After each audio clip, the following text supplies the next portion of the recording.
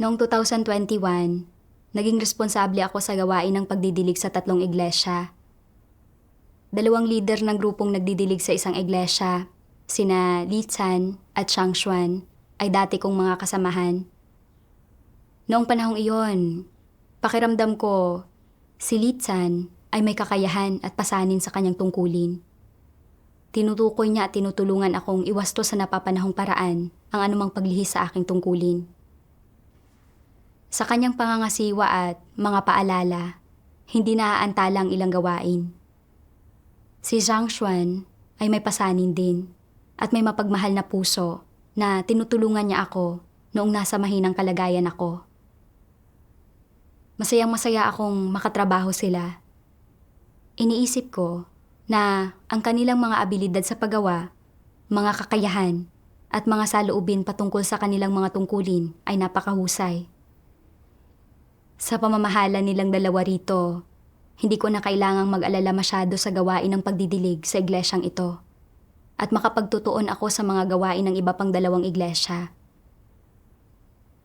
Kalaunan, mula sa kanilang mga sulat, nakita ko na mas maganda ang mga resulta ng kanilang gawain kumpara sa ibang mga iglesia.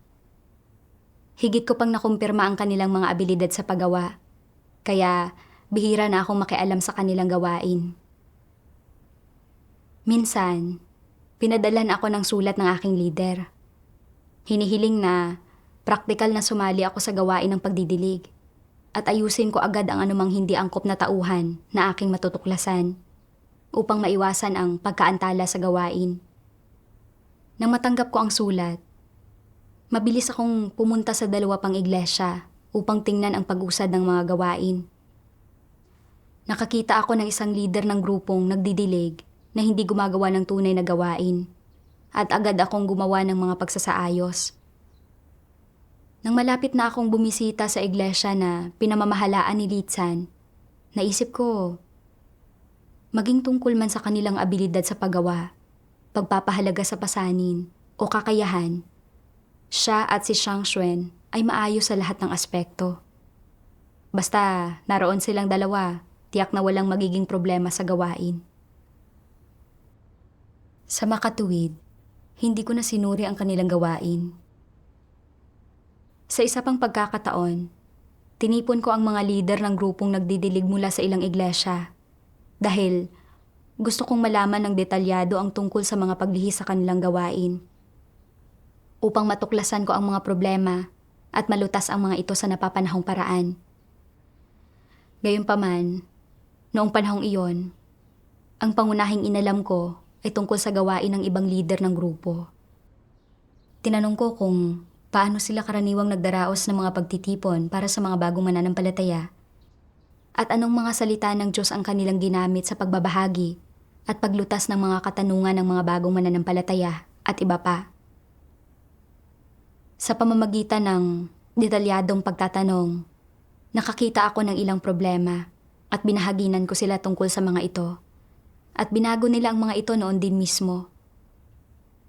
Pagdating kina Li Chan at Shang Xuan, naisip ko na maayos naman ang kanilang pagpapahalaga sa pasanin at abilidad sa paggawa sa pagganap ng kanilang mga tungkulin. Kaya, hindi ko na inalam ng detalyado ang tungkol sa kanilang gawa. Kalaunan, hiniling ng aking leader na magbigay ako ng isang medyo mahusay na tagadilig. Kaya, inirekomenda ko si Li Chan. Subalit matapos siyasatin ang sitwasyon, nalaman ng leader na hindi maganda ang mga resulta ng pagdidilig ni Li Chan. At tinanong niya ako kung paano ko nagawang magbigay ng isang taong katulad niya. Naisip ko, masyado kayang mataas ang mga hinihingi ng leader? Ayon sa aking pangunawa kay Li Chan, kahit pa hindi siya maitaas ng posisyon, higit siyang may kakayahan sa pagdidilig kaysa sa mga baguhang mananampalataya sa iglesia. Kalaunan, sinabi sa akin ng leader, sina Li Chan at Shang Xuan ay mga tamad, madaya, at mapaghanap ng ginhawa kapag ginagawa ang kanilang mga tungkulin. Nagbahagi na kami sa kanila tungkol dito. Tingnan natin kung paano sila gagawa sa hinaharap. Nang marinig ko ito, hindi ko ito sineryoso. Pero naisip ko rin, sino ba ang hindi nagkakaroon ng mga sandali ng pagsasalang-alang sa kanilang laman? Hanggat ginagawa nila ng maayos ang kanilang kasalukuyang gawain, hindi pa ba sapat iyon? Pagkatapos niyon, hindi pa rin ako nagsuri muli o nangasiwa sa kanilang gawain. Hindi nagtagal, nagpadala ng sulat ang leader na nagsasabing maraming problema sa gawain ng pagdidilig sa iglesia na pinamamahalaan ni Litsan. At hiniling nila sa akin na lutasin ko ang mga ito sa lalong madaling panahon. Nang makita ko ang sulat, naisip ko, maraming taon nang nananampalataya sa Diyos si Litsan at naglingkod na siya bilang isang leader. Alam ko ang kanyang abilidad sa paggawa at kakayahan. Gano'n na ba talaga kalala ang sitwasyon? Nagkamali ba ang leader? Pero dahil sinabi ng leader, tiyak na mayroong dahilan. Kailangan kong praktikal na siyasatin ang sitwasyon.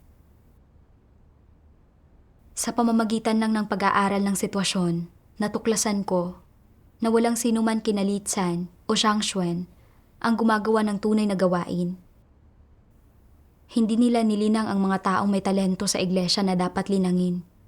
At ang kinain at ininom ng mga bagong mananampalataya sa mga pagtitipon ay hindi ang pinakapangunahing mga katotohanan tungkol sa pag-alam ng gawain ng Diyos. Mayroon ding ilang mga bagong mananampalataya na naging negatibo matapos makinig sa mga sabi-sabi ng CCP.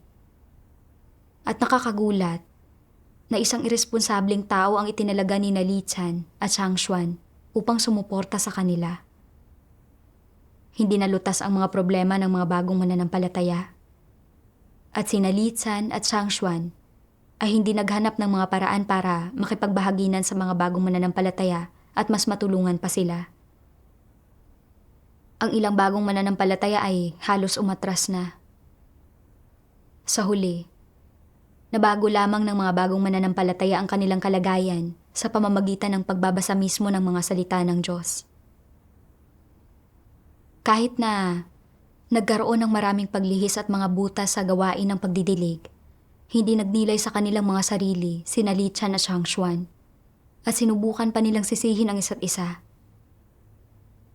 Nang malaman ko ang tungkol sa mga bagay na ito, nagulat ako.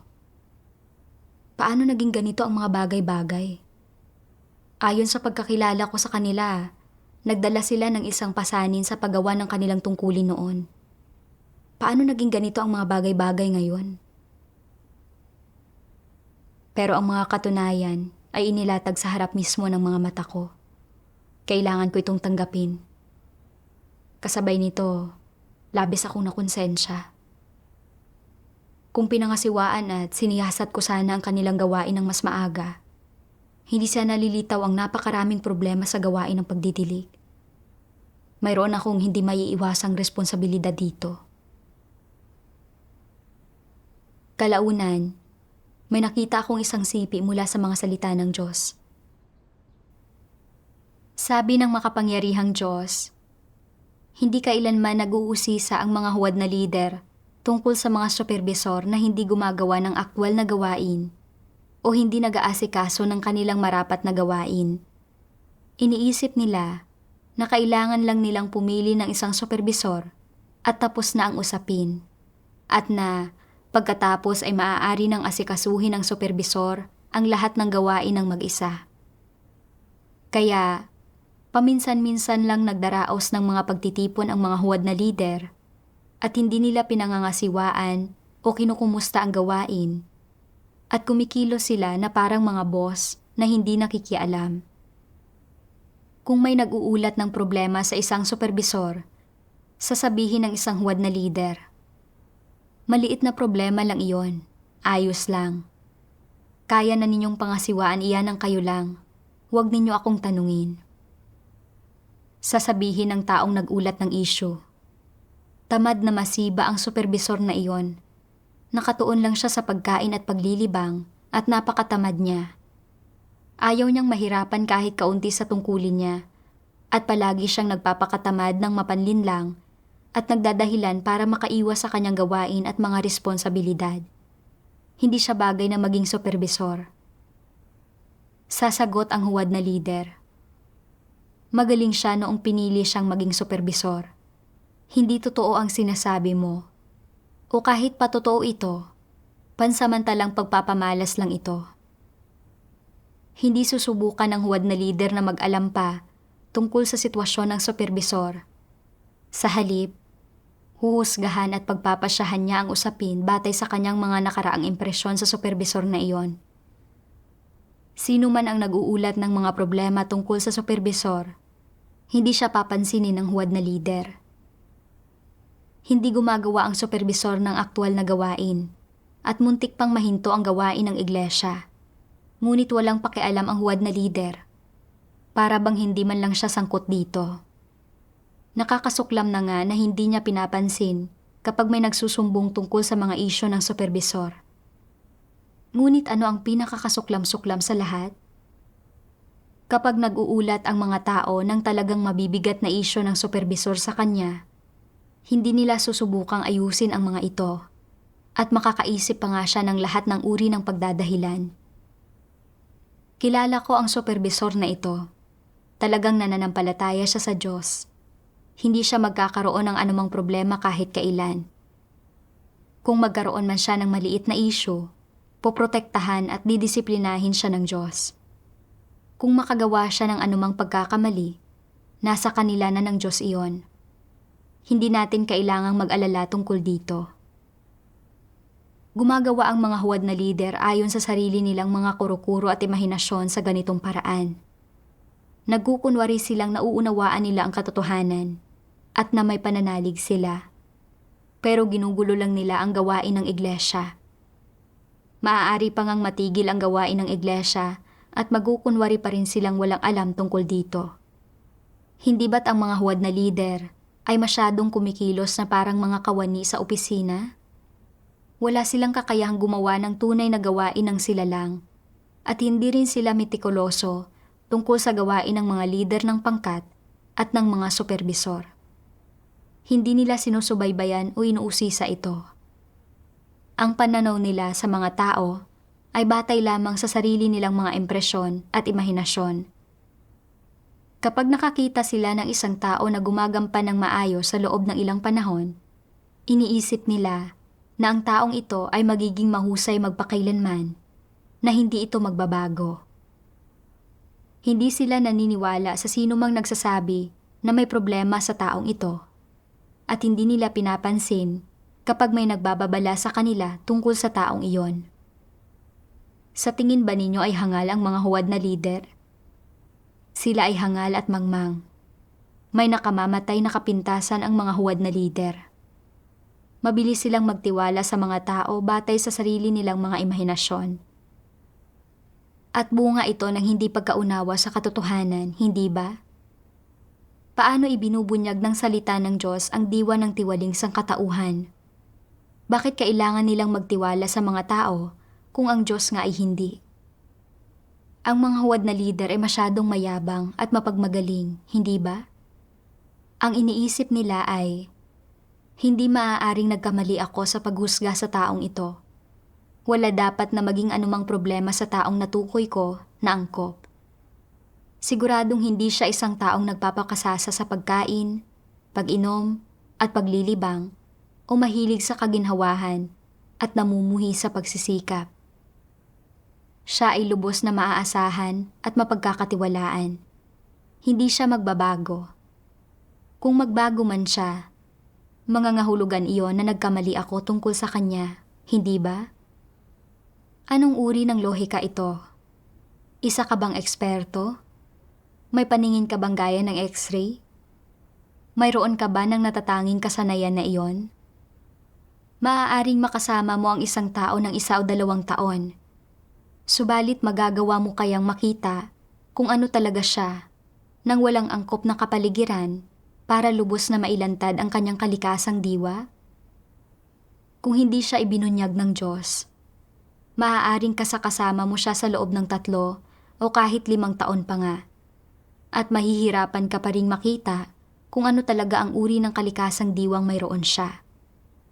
At lalo pang totoo iyon kapag madalang mo siyang makita, kapag madalang mo siyang makasama.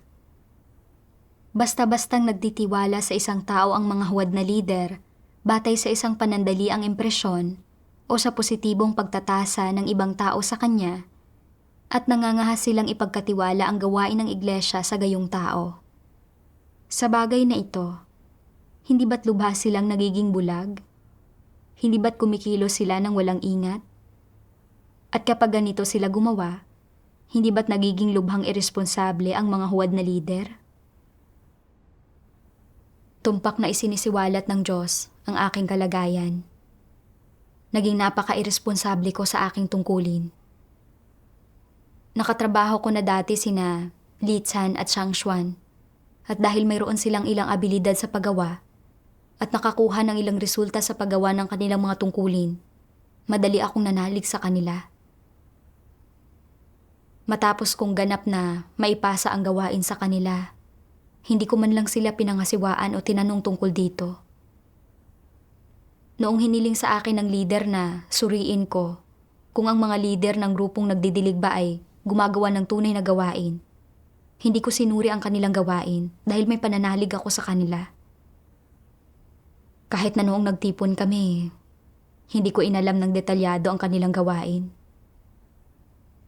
Kalaunan, noong sinabi ng leader na sila ay nananabik sa kaginawahan sa kanilang mga tungkulin at hindi gumagawa ng tunay na gawain, nakaramdam ako ng kaunting paglaban sa aking puso.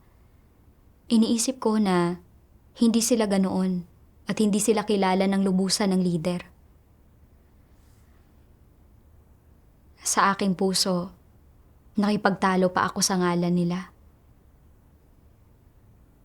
Sa pagninilay rito, ilang buwan lang akong nakisalamuha sa kanila. Sa panlabas, lumilitaw na mayroon silang kaunting abilidad sa paggawa at kaunting pagpapahalaga sa pasanin sa paggawa ng kanilang mga tungkulin. Subalit hindi ko talaga naunawaan ang kanilang pagkatao at kalikasang diwa. Nanalig ako sa kanila batay sa pansamantalang mga impresyon at magagandang pakiramdam. At pagkatapos, palagay ang loob na ipinasa ko sa kanila ang gawain ng walang pangangasiwa. Isiniwalat ng Diyos na ang mga tao ay labis ng ginawang tiwalin ni Satanas. Kaya lahat ng kanilang tiwaling disposisyon ay hindi pa nalulutas. Lahat sila ay maaaring maging pabaya, iresponsable, at maaari silang humayo sa kanilang sariling daan bago sila magawang perpekto. Hindi ko tiningnan ang mga bagay batay sa mga salita ng Diyos. Sa halip ay umasa ako sa aking mga kuro-kuro at imahinasyon at pinagtibay sa aking isip ang kanilang magandang panig batay sa kanilang pansamantalang mahuhusay na paghampan. Kahit noong tinukoy ng leader ang kanilang mga problema, hindi ako nakumbinsi. At inisip ko na napakataas ng mga hinihingi ng leader para sa kanila. Namumuhay ayon sa disposisyon ni Satanas.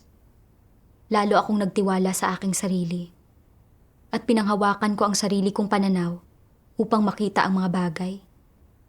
Iniisip ko na ang nakita kong mabuti ay hindi mapabubulaanan. Hindi ko tinatanggap ang anumang paliwanag ng iba na humantong sa pag-aantala ng gawain. Masyado akong mapagmataas at mayabang. Kalaunan, nakita ko ang isa pang sipi ng mga salita ng Diyos. Ngayon, bagamat maraming taong gumagawa ng tungkulin, iilan lamang ang naghahangad ng katotohanan.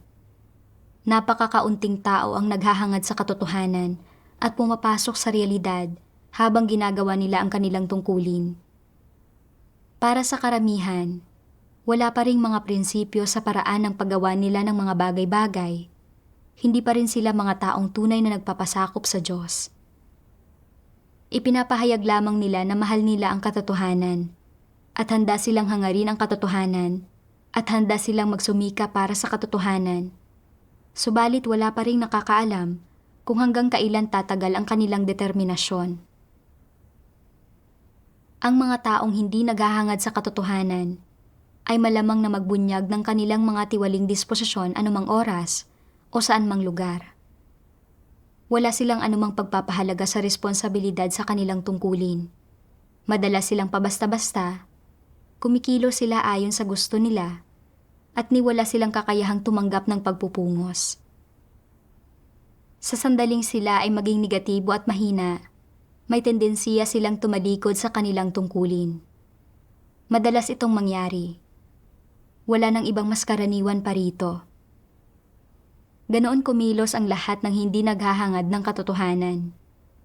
Kaya nga, kapag hindi pa nakakamit ng mga tao ang katotohanan, hindi sila maaasahan at mapagkakatiwalaan. Ano ang ibig sabihin ng hindi sila mapagkakatiwalaan? Ang ibig sabihin niyon ay na kapag nahaharap sila sa mga paghihirap o balakid, malamang na mabuwal sila at maging negatibo at mahina. Mapagkakatiwalaan ba ang isang taong madalas maging negatibo at mahina? Talagang hindi. Ngunit iba ang mga taong nakakaunawa sa katotohanan. Ang mga taong tunay na nakakaunawa sa katotohanan ay malamang na mayroong may takot sa Diyos na puso at pusong nagpapasakop sa Diyos. At ang mga tao lamang na may takot sa Diyos na puso, ang mga taong mapagkakatiwalaan. Ang mga taong walang may takot sa Diyos na puso ay hindi mapagkakatiwalaan. Paano dapat harapin ang mga taong walang may takot sa Diyos na puso? Siyempre, dapat silang bigyan ng mapagmahal na tulong at suporta. Dapat silang subaybayan ng mas madalas habang ginagawa nila ang kanilang tungkulin at mas tulungan at turuan. Saka lamang magagarantiyahan na gagawin nila ng epektibo ang kanilang tungkulin. At ano ang layon ng paggawa nito? Ang pangunahing layon ay ang itaguyod ang gawain ng sambahayan ng Diyos. Ang pangalawa rito ay para agad na matukoy ang mga problema, para agad silang matustusan, masuportahan, o mapunghusan, na itinatama ang kanilang mga paglihis at pinupunan ang kanilang mga pagkukulang at kapintasan. Kapakipakinabang ito sa mga tao. Walang masamang hangarin dito. Ang pangangasiwa sa mga tao, pagmamasid sa kanila, pagsisikap na maunawaan sila, lahat ng ito ay para tulungan silang pumasok sa tamang landas ng pananalig sa Diyos, para bigyan sila ng kakayahang gawin ang kanilang tungkulin ayon sa hinihingi ng Diyos at ayon sa prinsipyo, upang hindi sila magdulot ng mga panggugulo o paggambala, at upang pigilan silang gumawa ng walang saysay na gawain. Ang layo ng paggawa nito ay ganap na tungkol sa pagpapakita ng pagiging responsable sa kanila at sa gawain ng sambahayan ng Diyos. Walang masamang hangarin dito. Mula sa mga salita ng Diyos, naunawaan ko na bagaman ginawa natin ang ating mga tungkulin sa iglesia at handa tayong gawin ang mga ito ng maayos, ito ay isang mabuting layunin lamang. Dahil lahat tayo ay may mga tiwaling disposisyon, hindi tayo ganap na makapagpasakop sa Diyos at kulang tayo sa mga prinsipyo sa ating mga pagkilos.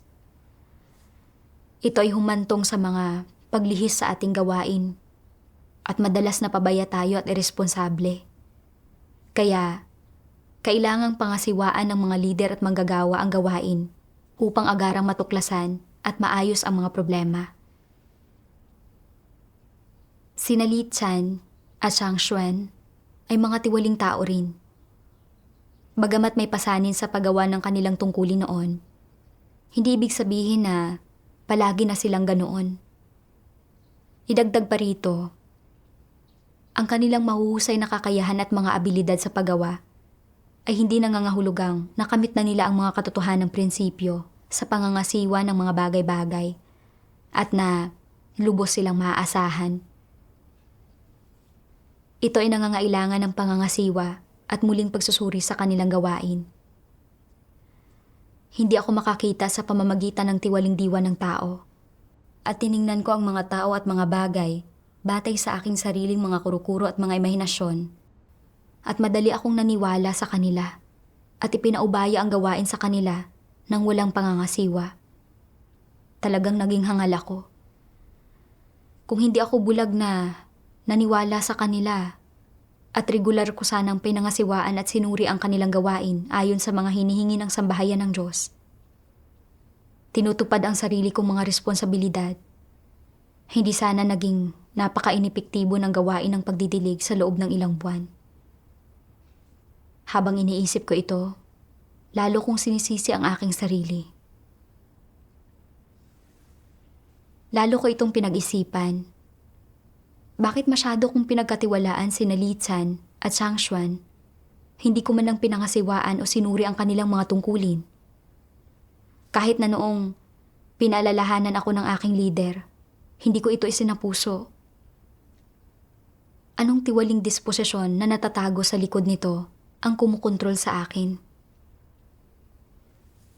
Sa aking pagdinilay-nilay, nakita ko ang isang sipi ng mga salita ng Diyos.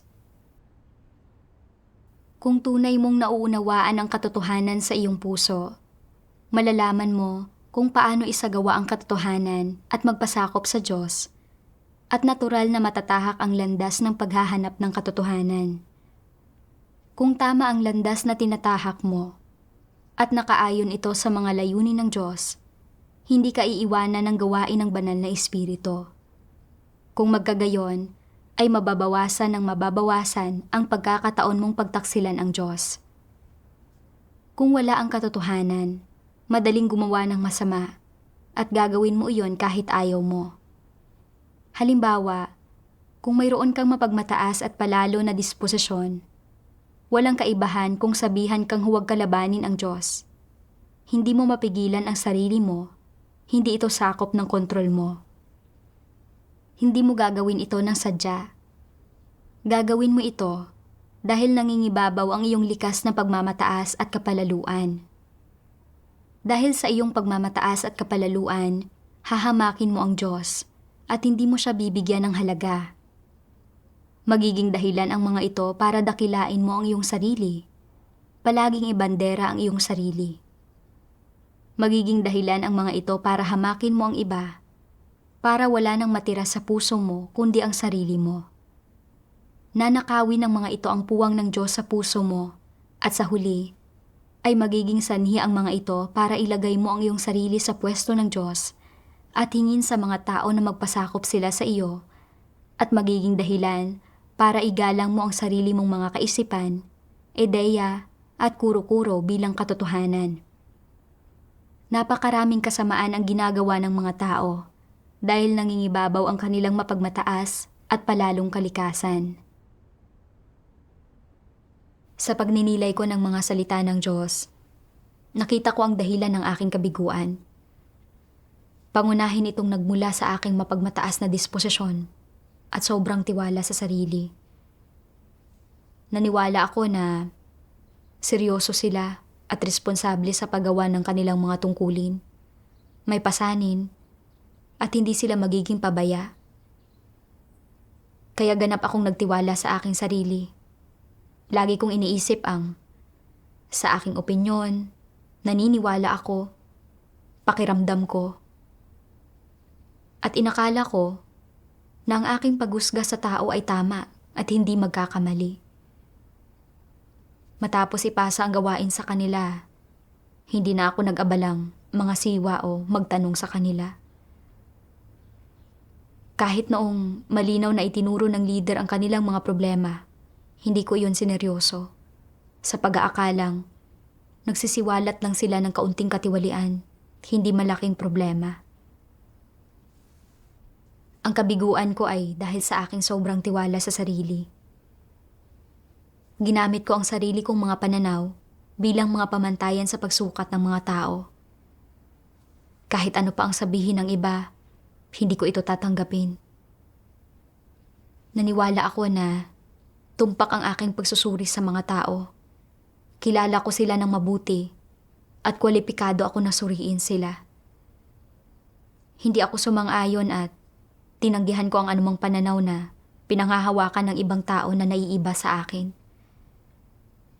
Hindi ko kailanman isinaalang-alang kung ang aking mga kaisipan at pananaw ba ay maaaring mali. may kinikilingan, o maaaring makapaminsalas gawain. Sobrang mapagmataas ako at wala sa katwiran. Umaasa sa aking mapagmataas na disposisyon upang gawin ang aking mga tungkulin. Hindi ko sineryoso ang mga mungkahi ng iba, lalo na ang paghahanap sa mga katotohanang prinsipyo. Naging mapagmataas talaga ako at mapagwalang bahala sa iba. Ni walang lugar para sa Diyos sa aking puso. Inakala ko na ang mga taong pinagkatiwalaan ko at ang mga bagay na napagpasyahan ko ay tiyak na tama ayon sa aking sariling mga kuro-kuro at imahinasyon. Matigas ang ulo na kinakapitan ko ang sarili kong mga pananaw at nagpapabaya ako sa aking mga tungkulin na nagdudulot ng malalaking kawalan sa gawain. Sa ganitong paraan, ginagampanan ko pa ba talaga ang aking tungkulin? Nilabanan ko ang Diyos. Gumawa ako ng masama. Nang mapagtanto ko ang tindi ng kalikasan at kahihinatnan, agad akong lumapit sa Diyos upang manalangin at magsisi. Kalaunan, nakita ko ang isang sipi ng mga salita ng Diyos na nagbigay sa akin ng isang landas ng pagsasagawa. Sabi ng makapangyarihang Diyos, ano man ang ginagawa mo, dapat mong matutuhang maghanap at magpasakop sa katotohanan.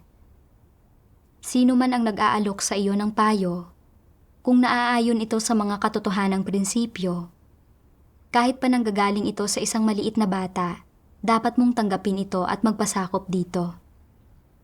Ano man ang mga suliraning mayroon ang isang tao, kung ang kanyang mga salita at payo ay ganap na naaayon sa mga katotohanang prinsipyo, dapat mong tanggapin kung gayon ang mga ito at magpasakop dito. Ang mga resulta ng pagkilos sa ganitong paraan ay magiging maganda at nakasunod sa mga layunin ng Diyos. Ang susi ay ang suriin ang iyong mga motibo at ang mga prinsipyo at pamamaraan sa pangangasiwa ng mga bagay-bagay. Kung ang iyong mga prinsipyo at pamamaraan sa pangangasiwa ng mga bagay-bagay ay nagmumula sa kalooban ng tao, mula sa mga kaisipan at kuro-kuro ng tao, o mula sa mga satanikong filosofiya, kung gayon ay hindi praktikal ang mga prinsipyo at pamamaraang iyon, at malamang na hindi maging epektibo. Ito ay dahil sa ang pinagmula ng mga prinsipyo at pamamaraan mo ay mali at hindi nakaayon sa mga katotohanang prinsipyo.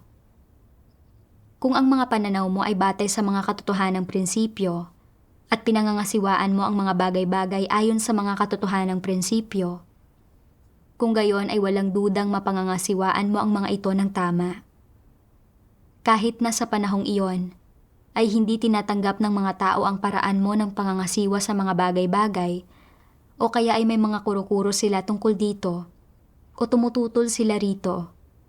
Paglipas ng ilang panahon, ay mapapatunayang tama ka. Mas positibong namumunga ang mga bagay-bagay na naaayon sa mga katotohanang prinsipyo, habang ang mga bagay naman na hindi ay mas negatibo ang mga kinahihinatnan, kahit paakma ang mga ito sa kuro-kuro ng mga tao ng mga panahong iyon. Tatanggap ng kumpirmasyon ang lahat ng mga tao tungkol dito. Ipinaunawa sa akin ang mga salita ng Diyos na kapag nahaharap sa ilang sitwasyon, kailangan muna nating pagkaitan ng ating mga sarili. Hanapin ang katotohanan at tingnan ang mga bagay-bagay batay sa mga salita ng Diyos. Dapat nating suriin kung ang ating mga pananaw at perspektiba ay nakaayon sa mga layunin ng Diyos. At kung may pinagbabasehan ang mga ito ng mga salita ng Diyos at katotohanang prinsipyo. Kailangan nating magkaroon ng mapaghanap na puso kapag tumatanggap tayo ng mga paalala at mungkahi mula sa mga kapatid. Hindi kumakapit sa sarili nating mga pananaw. Dapat nating harapin ang mga ito ayon sa mga prinsipyo. Ang gayong saloobin ay nangangahulugan ng paghahanap, pagpapasakop, at pagkamakatwiran sa harap ng Diyos. Sa pagninilay sa aking naging pamamaraan, hindi ko nakita ang mga bagay-bagay batay sa mga katotohanang prinsipyo, kundi kumapit ako sa sarili kong mga pananaw. Iniisip na mas alam ko kaysa sa iba. Noong magmungkahi ang mga kapatid, wala akong mapaghanap na puso at masyado akong nagtiwala sa aking sarili. Ito ang pangunahing dahilan ng aking pagkabigo. Para makapagpatuloy, kinailangan ko munang matutong isantabi ang aking sarili at mas makinig sa mga mungkahi ng mga kapatid. Kalaunan, nakita ko ang isa pang sipi ng mga salita ng Diyos na nagsasabing, kung pagbabatayan ang literal na kahulugan, ang kahulugan ng pangangasiwa ay pag-iinspeksyon. Sinusuri kung aling mga iglesia ang nagpatupad ng mga pagsasaayos ng gawain at alin ang mga hindi. Ang pag-usad ng pagpapatupad, kung sinong mga lider at manggagawa ang gumagawa ng totoong gawain at kung sino ang mga hindi, at kung may mga lider o manggagawa na basta na lang ipinapasa ang mga pagsasaayos ng gawain nang hindi nakikilahok sa mga partikular na gampanin. Ang pangangasiwa ay isang partikular na gampanin. Bukod sa pangangasiwa sa pagpapatupad ng mga pagsasaayos ng gawain, kung naipatupad ba ang mga ito, ang bilis ng pagpapatupad, ang kalidad ng pagpapatupad, at ang mga nakamit na resulta. Dapat suriin ang mas nakatataas na mga lider at manggagawa kung mahigpit bang sinusunod ng mga lider at manggagawa ang mga pagsasaayos ng gawain. Sa panlabas, sinasabi ng ilang lider at manggagawa na handa silang sundin ang mga pagsasaayos ng gawain. Pero pagkatapos maharap sa isang partikular na kapaligiran, natatakot silang maaresto at nakatuon na lang sa pagtatago. Matagal na nilang isinantabi sa isip nila ang mga pagsasaayos ng gawain. Hindi nalulutas ang mga problema ng mga kapatid at hindi nila alam kung ano ang tinutukoy ng mga pagsasaayos ng gawain o kung ano ang mga prinsipyo ng pagsasagawa. Ipinapakita nito na talagang hindi na ipatupad ang mga pagsasaayos ng gawain. Ang ibang lider at manggagawa ay may mga opinyon, kuro-kuro, at paglaban sa ilan sa mga hinihingi sa mga pagsasaayos ng gawain. Kapag oras na para ipatupad ang mga ito, lumilihis sila mula sa tunay na kahulugan ng mga pagsasaayos ng gawain. Ginagawa nila ang mga bagay ayon sa sarili nilang mga ideya. Iniraraos lang ang gawain at padalos-dalos na ginagawa ang mga bagay-bagay para lang matapos na sila sa mga ito o tinatahak nila ang sarili nilang landas. Ginagawa ang mga bagay sa anumang paraang gusto nila. Ang lahat ng gayong sitwasyon ay nangangailangan ng pangangasiwa ng mas nakatataas na mga lider at manggagawa. Ang layo ng pangangasiwa ay upang mas mahusay na maipatupad ang mga partikular na gampaning hinihingi ng mga pagsasaayos ng gawain nang walang paglihis at nang alinsunod sa mga prinsipyo. Habang isinasagawa ang pangangasiwa, kailangang labis na bigyang diin ng mga mas nakatataas na lider at manggagawa ang pagtukoy kung mayroon bang sino man na hindi gumagawa ng totoong gawain o irresponsable at mabagal sa pagpapatupad ng mga pagsasaayos ng gawain. Kung may sino mang nagpapakita ng paglaban patungkol sa mga pagsasaayos ng gawain at hindi handang ipatupad ang mga ito o pumipili lamang ng mga ipinapatupad mula sa mga ito o sadyang hindi sumusunod sa mga pagsasaayos ng gawain kahit kaunti at sa halip ay nagsasagawa lang ng sarili niyang mga proyekto. Kung may sino mang nagtatago sa mga pagsasaayos ng gawain at ipinapaalam lamang ang mga ito ayon sa sarili niyang mga ideya, hindi hinahayaan ang hinirang ng mga tao ng Diyos na malaman ang tunay na kahulugan at mga partikular na hinihingi ng mga pagsasaayos ng gawain. Sa pamamagitan lamang ng pangangasiwa at pag-iinspeksyon sa mga isyong ito, maaaring malaman ng mga mas nakatataas na lider kung ano talaga ang nangyayari. Kung hindi nagsasagawa ng pangangasiwa at inspeksyon ang mga mas nakatataas na lider, matutukoy ba ang mga problemang ito? Hindi matutukoy ang mga ito. Sa makatuwid, bukod sa dapat ipaalam ng mga lider at manggagawa ang mga pagsasaayos ng gawain at magbigay ng patnubay sa bawat antas, dapat din nilang pangasiwaan ang gawain sa bawat antas kapag ipinatutupad ang mga pagsasaayos ng gawain. Dapat pangasiwaan ng mga lider ng rehiyon ang gawain ng mga lider ng distrito. Dapat pangasiwaan ng mga lider ng distrito ang gawain ng mga lider ng iglesia. At dapat pangasiwaan ng mga lider ng iglesia ang gawain ng bawat grupo. Ang pangangasiwa ay dapat isagawa sa bawat antas. Ano ang layo ng pangangasiwa? Ito ay para mapadali ang tumpak na pagpapatupad ng nilalaman ng mga pagsasaayos ng gawain ayon sa mga partikular na hinihingi ng mga ito. Kaya naman, napakahalaga ng gampanin ng pangangasiwa. Mula sa mga salita ng Diyos, nakita ko na upang sapat na magampanan ang tungkulin, ang mga lider at manggagawa ay dapat praktikal na mga siwa at magsuri sa bawat item ng gawain. Maimbestigahan ang mga detalye at malaman at maarok ang pag-unlad ng gawain. Dapat nilang gawin ang kanilang gawain ayon sa mga hinihingi ng Diyos at mga pagsasaayos ng gawain. Anumang mga paglabag sa mga prinsipyo na makikita sa gawain ay dapat na matugunan kaagad sa pamamagitan ng pagbabahaginan. Ang mga taong may talento na may potensyal ay dapat na linangin sa oras kapag natuklasan. Nangangailangan ito ng praktikal na pagsisiyasat, pagtatanong, pangangasiwa, at pagsusuri na nagpapakita ng isang responsableng saloobin sa mga tungkulin ng isang tao. Noon, umasa ako sa aking personal na mga imahinasyon. Madali kong ipinapasa ang gawain sa mga pinapaboran ko ng walang pangangasiwa o pagsusuri o pag-unawa sa aktwal na sitwasyon sa kanilang gawain. Ang pamamarang ito ay talagang iresponsable at hindi ko nagampanan ang aking mga tungkulin. Sa hinaharap, dapat akong magsanay ayon sa mga salita ng Diyos at praktikal na mga siwa at magsuri sa gawaing pananagutan ko. Matapos tanggalin si Lichan, binisita ko ang iglesia na kanyang responsibilidad at nakilala ko ang ilang bagong mananampalataya na maaaring linangin. Nagdaos ako ng mga pagtitipon kasama nila upang praktikal na maunawaan ang kanilang mga kalagayan at kahirapan at nagbahagi ako upang malutas ang mga isyong ito. Nagbahagi rin ako sa mga tagadilig upang matugunan ang mga paghihirap sa kanilang gawain. Iwasto ang mga paglihis sa kanilang mga pamamaraan.